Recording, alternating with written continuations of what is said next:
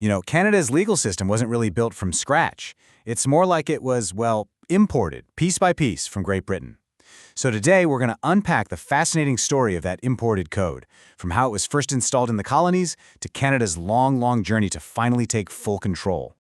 So, have you ever wondered where a country's laws actually come from? Do you just start from zero with a totally fresh blueprint? Well, for a country like Canada, it was a lot more like moving into a very old house. The foundation, the wiring, the plumbing, it was all already there, inherited from the previous owner long before Canada ever got the keys. And this whole process actually has a name. It's called reception of law.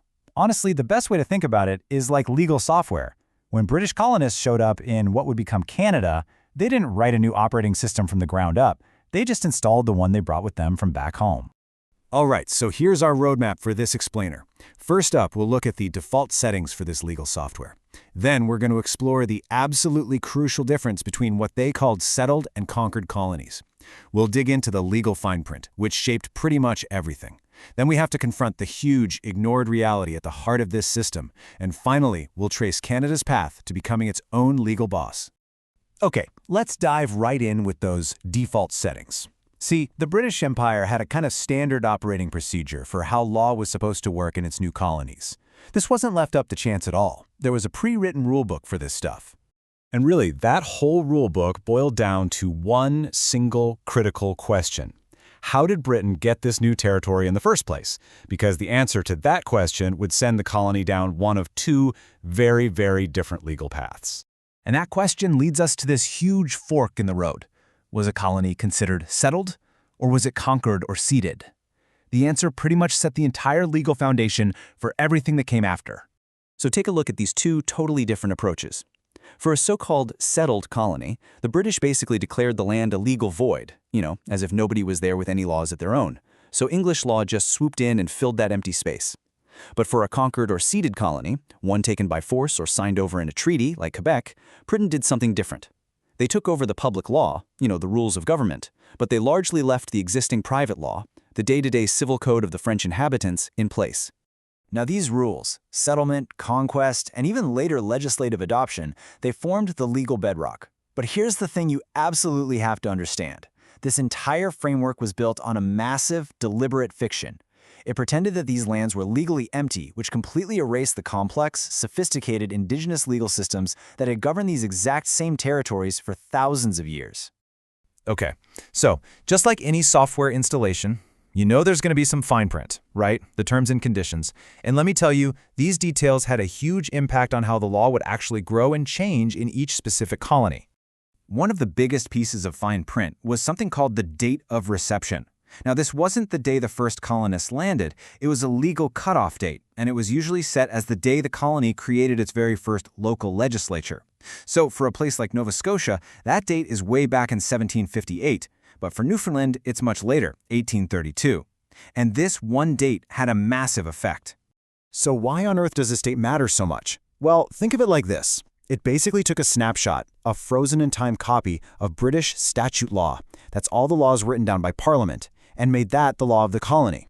But, and this is a huge but, it did not freeze the common law, which is the law that develops over time through judges' decisions. So the colony got the official rulebook from one specific day, but it was still part of this living, breathing legal conversation that was happening across the whole empire. Now, the system did have this little tiny escape hatch. It was called the Doctrine of Unsuitability.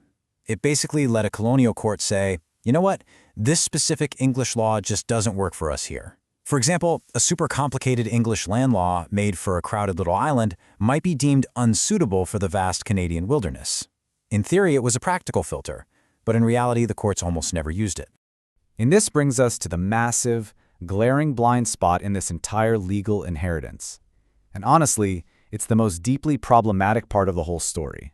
The complete and total erasure of the peoples who are already here. This quote right here, it really just lays it all out. The entire concept of reception was built on this one core colonial assumption, that law itself only showed up with the English settlers. Indigenous customs, governance, and traditions, no matter how complex or how ancient, were simply not considered law. This one idea just wiped entire legal systems off the map. And that whole way of thinking, it was rooted in concepts like terra nullius, which literally means nobody's land. And while Canada never officially adopted that specific doctrine, the thinking behind it, this idea that the land was legally empty and just up for grabs, that was the mindset that allowed a foreign legal system to be imposed while ignoring the ones that were already thriving. But the reality? The actual reality on the ground was, of course, completely different. Indigenous legal systems were, and still are, incredibly sophisticated.